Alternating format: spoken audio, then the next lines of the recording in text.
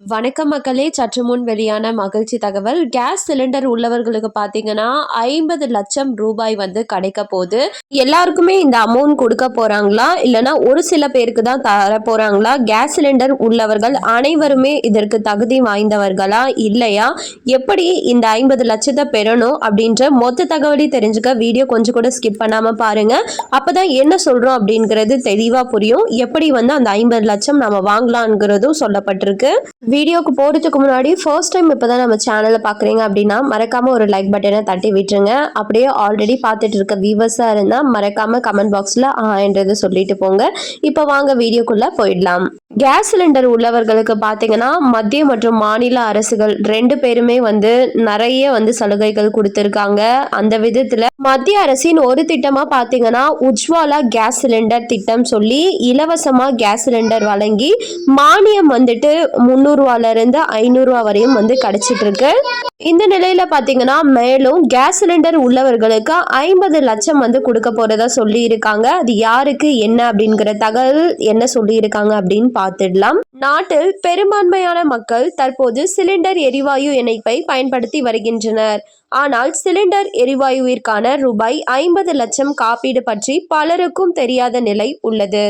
அதாவது gas cylinder பயன்படுத்தி விபத்து மூலம் உயிரிழப்பு அல்லது சொத்து இழப்பு போன்றவை நிகழும் பட்சத்தில் ரூபாய் 50 லட்சம் காப்பீடு பயனாளர்களுக்கு வழங்கப்படுகிறது. இதற்காக காப்பீடு தொகை எதுவும் வாடிக்கையாளர்கள் செலுத்த தேவையில்லை.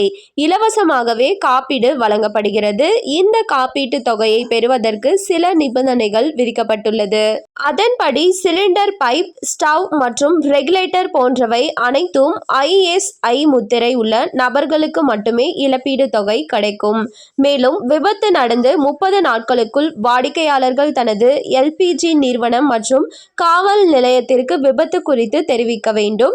காப்பீடு தொகை குறித்து கோரிக்கை வைக்கும் போது நிறுவனத்திற்கு விபத்துக்கான FIR நகல், மருத்துவ ரசீது, மருத்துவமனை பில், பிரசேத பரிசோதனை அறிக்கை மற்றும் இறப்பு சான்றிதழ் போன்ற ஆவணங்களை சமர்ப்பிக்க வேண்டும். சிலிண்டர் யாருடைய பெயரில் உள்ளதோ அவருக்கு மட்டுமே காப்பீட்டு தொகை கிடைக்கும்.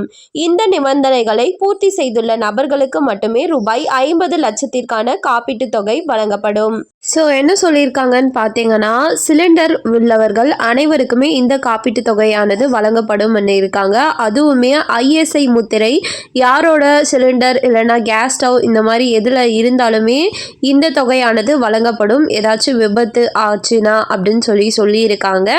இதுக்கு எப்படி அப்ளை பண்ணி வாங்கணும் இந்த அமௌண்ட்டை அப்படின்ற மொத்த தகவலையும் இப்போ நம்ம பார்த்தோம். இது போன்ற கவர்மெண்ட் அறிவிக்கிற அனைத்து உண்மை தகவலையும் உடனுக்குடனே தெரிஞ்சுக்க மறக்காமல் நம்ம சேனலை சப்ஸ்கிரைப் பண்ணிக்கோங்க. அப்படியே இந்த வீடியோ பிடிச்சிருந்தா மறக்காமல் ஒரு லைக் பட்டனையும் தட்டி விட்டுருங்க. வேணுங்கிறவங்களுக்கு ஷேரும் பண்ணுங்கள். தேங்க்யூ ஃபார் வாட்சிங்.